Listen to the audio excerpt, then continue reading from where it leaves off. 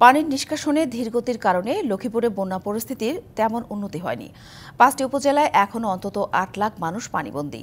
ডুবে থাকায় এখনও বাড়িঘরে ফিরতে পারছেন না দুর্গতরা। নষ্ট হচ্ছে জিনিসপত্র। সেখানকার সবশেষ খবর জানাবেন সহকর্মী তৌহিদুর রহমান।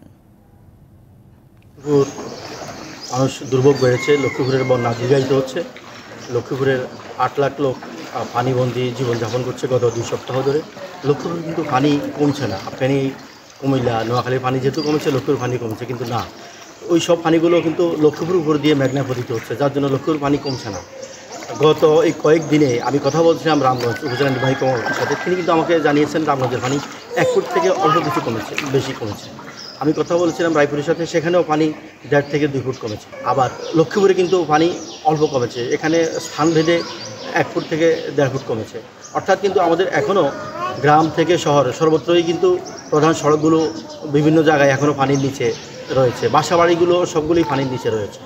পানি কিন্তু কমছে, তবে সেটা খুবই ধীরে ধীরে। এই দীর্ঘায়িত বন্যার কারণে মানুষের বাড়িঘরের সম্পদ, মানুষের খাট, পালং, সোফা, মানুষের ফ্রিজ, যা কিছু আছে মানুষের ঘরের আসবাবপত্র সব কিন্তু পৌঁছে গেছে। অনেকেই আমাদের কাছে তাদের আক্ষেপের কথা জানিয়েছেন, দুঃখের কথা জানিয়েছেন।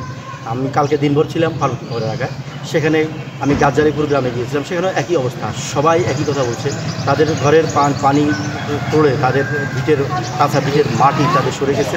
পানি যখনই পুরোটা পড়ে যাবে, নেমে যাবে, তখন কিন্তু তাদের ঘর ভেঙে পড়তে পারে। তারা ঘর ভেঙে পড়ার আশঙ্কা করছেন। ঘর ভেঙে পড়লে তখন কিন্তু অনেক ক্ষয়ক্ষতি হবে। ক্ষয়ক্ষতির চিত্র কিন্তু এখনও ফুটে ওঠে নাই সেভাবে। আমি প্রশাসনের বিভিন্ন লেভেলে কথা বলেছিলাম, ক্ষয়ক্ষতির চিহ্ন ফুটে উঠতে আরও সময় লাগবে, কারণ পানি কিন্তু খুব ধীরে ধীরে নামছে। পানি এখনও সেভাবে নামে নাই। আমাদের যেসব এলাকায় পানি কম ছিল, তুলনামূলক কিছু মানুষ বাড়িঘরে ফেরত গেছে, তবে সেটা একেবারেই নগণ্য। ১ থেকে ২% লোক হয়তো বাড়িঘরে ফেরত গেছে, কিন্তু ওইভাবে এখনও মানুষ বাড়িঘরে ফেরত যায় নাই। এখনও মানুষ আশ্রয়কেন্দ্র আছে, এখনও মানুষ রাস্তার উপরে আছে, এখনও মানুষ বেড়ির উপরে আছে। এই ছিল লক্ষ্মীপুর থেকে আমার কাছে দুর্ভোগের খবর। তৌহিদুর রহমান জানাচ্ছিলেন লক্ষ্মীপুরে বন্যার সবশেষ পরিস্থিতি।